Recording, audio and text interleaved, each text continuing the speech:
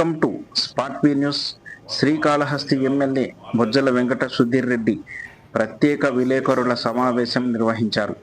శ్రీకాళహస్తి పట్టణంలో నిరుపేద కుటుంబాలను ఎంపిక చేసి అభివృద్ధి చేయడం జరుగుతుందని తెలిపారు. ఏ రకంగా సాయం చేయాలనే విషయం మీద సుదీర్ఘంగా చర్చించడం జరిగింది. దగ్గర 2 hours మాట్లాడడం జరిగింది. దాంట్లో భాగంగా టోటల్ కాళహస్తిలో 11,866 కుటుంబాలు, అంటే నిరుపేద కుటుంబాలు, అసలు ఎక్కడ కూడా వాళ్ళకి తినేదానికి కూడా కష్టపడే కుటుంబాలు ఐడెంటిఫై చేయడం జరిగింది.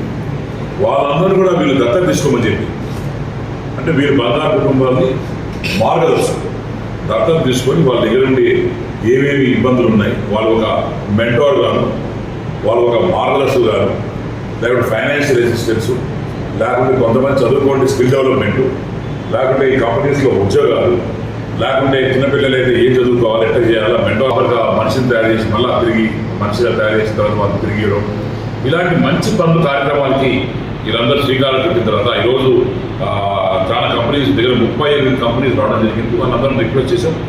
దీంట్లో భాగంగా ఇప్పటి వరకు 2,367 కుటుంబాలు కాళహస్తిలో అడాప్ట్ చేస్తున్నారు. 796 మంది మెంటార్స్, అంటే మార్గదర్శకులు దొరికి అడాప్ట్ చేసుకొని ఈ 2,360 కుటుంబాన్ని తీర్చిదిద్దే బాధ్యత మీరు తీసుకోవడానికి చాలా ఆనందం ఉంది.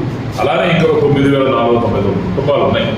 దాంట్లో భాగంగా ఈరోజు అందరిని కూడా రమ్మడం జరిగింది. వాళ్ళు చాలా పాజిటివ్గా రెస్పాండ్ అయ్యారు. సార్ తప్పకుండా చేస్తాం, మా బాధ్యత, it is our duty to give back to society అని చెప్పి వాళ్ళు చెప్పడం నాకు చాలా ఆనందంగా ఉంది. అంటే ఆర్టీఓ గారు చొరవ తీసుకొని వారు కూడా ఏ రకంగా చేయాలి, ఎట్లా చేస్తే బాగుంటుందని కూడా వాళ్ళు రిక్వెస్ట్ చేశాం.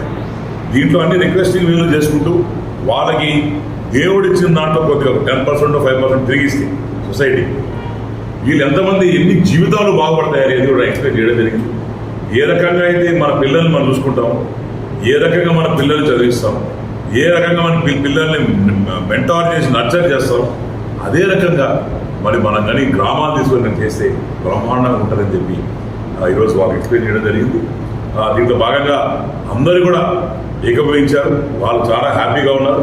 తప్పకుండా మేము మా ఫ్యాకల్టీతో మా హెడ్స్తో మాట్లాడుకొని ఇమీడియట్గా, అంటే ఒక 48 గంటల్లో లేక 2 రోజుల టైంలో పరిధిలో ఇమీడియట్గా వీళ్ళు గెట్ బ్యాక్ టు అని చెప్పారు.